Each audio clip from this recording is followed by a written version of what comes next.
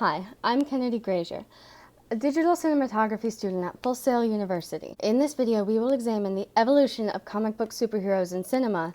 DC led the genre in 1978 with Superman the movie. It cost about $55 million, equal to about $200 million today, and set the bar for future superhero movies.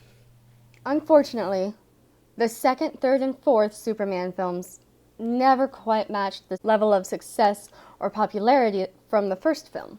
I mean, look at the special effects from the first Superman versus the fourth.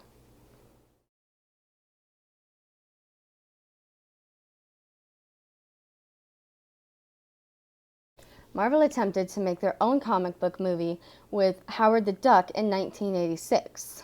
No one laughs at a master of quack fu, which for obvious reasons was nowhere near a success. And Marvel Comics wouldn't really gain any ground for a while yet. And even though DC had started out with so much promise in the first Superman movie, the comic book superhero genre overall kind of faded out after the failure of Superman: The Quest for Peace. But in 1989, Warner Brothers came forward with Batman.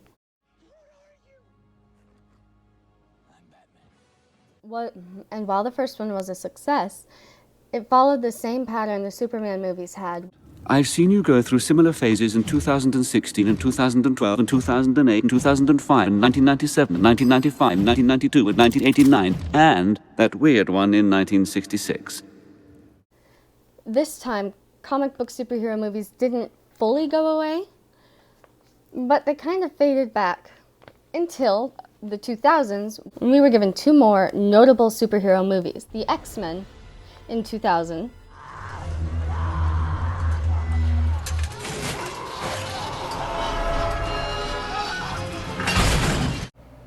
X-Men tends to use the mutants to symbolize the struggles and persecution minorities often face.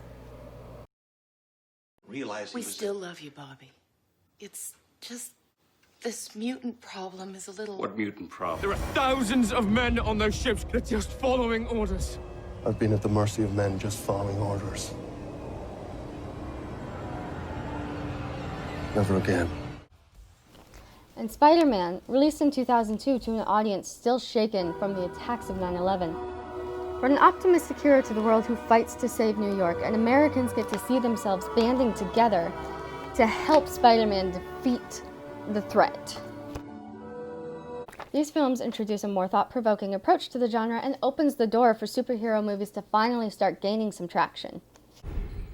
He's here. Who? The Batman. Batman began again, and Batman Begins 2005. It brought a serious dramatic tone to the genre, and it took Batman to a more mature level and maintained its success throughout the trilogy, allowing DC to expand their films beyond Superman and Batman. In 2008, Marvel Studios finally found success with the release of Iron Man.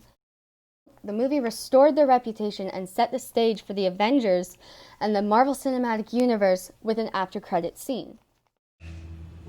You think you're the only superhero in the world? Mr. Stark, you become part of a bigger universe. You just don't know it yet. In 2013, DC followed suit and established their own cinematic universe, the DCEU. The future of comic book movies promises to be even greater than it's been so far. It's only improving over time, and I can't wait to see what it brings.